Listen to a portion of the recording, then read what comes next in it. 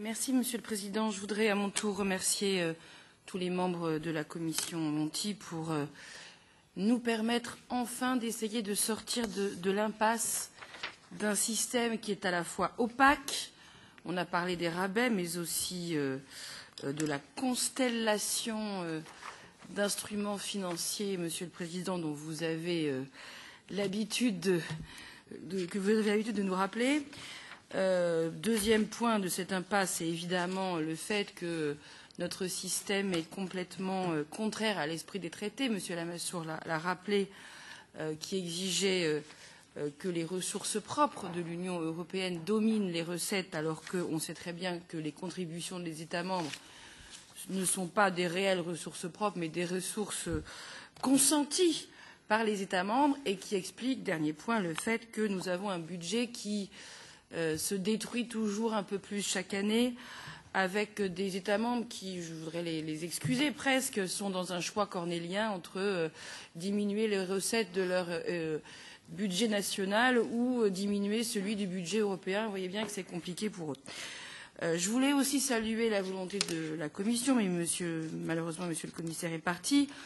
Saluer la volonté de la Commission de s'engager pour, si j'ai bien compris, 50% de ressources propres à l'occasion du prochain MFF, je m'en réjouis, mais aussi pour vouloir orienter une fiscalité qui a du sens avec l'objectif environnement et climat. Ça, c'est tout à fait louable et je le partage, même si je pense qu'il faudra, dans ce cas aussi, penser à engager une mutation, engager des investissements pour la mutation écologique, y compris d'ailleurs avec les politiques de cohésion, mais on y reviendra.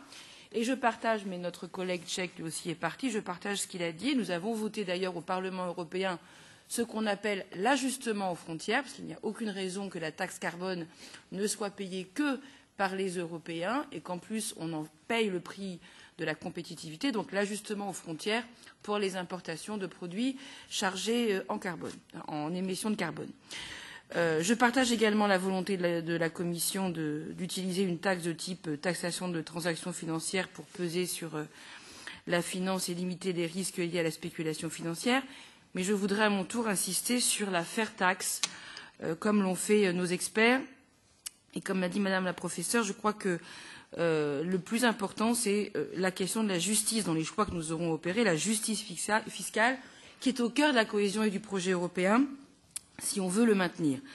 Et je crois très franchement qu'il faut dire les choses telles que les multinationales aujourd'hui, celles qui font le plus de profits, sont en même temps celles qui payent le moins d'impôts et participent le moins à cette obligation contributive fiscale.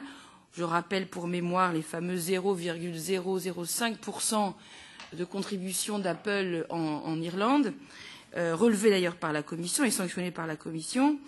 Et donc je crois qu'effectivement, il faut dire que nous avons à la fois avancé sur la CCTB, mais nous n'en sommes qu'à la base.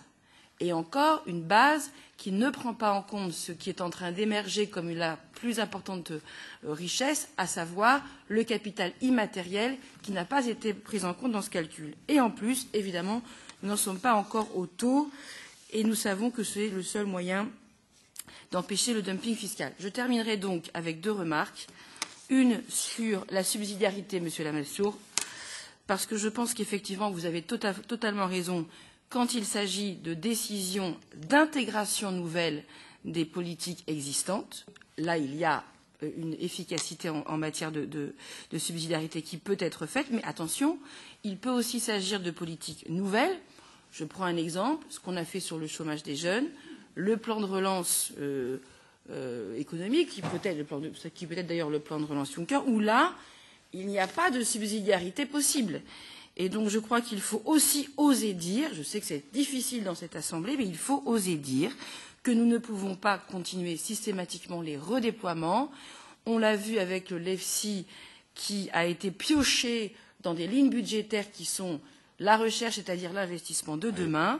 On l'a vu sur les réfugiés où on a été pioché et construit des instruments financiers. Et maintenant, les questions de sécurité, je m'arrête là, Monsieur le Président, mais les questions de sécurité dont on connaît les montants et dont on sait très bien qu'on ne pourra pas continuer à faire des redéploiements. Et voilà, j'avais d'autres choses à dire, mais ce sera pour une autre fois. Merci, Monsieur le Président.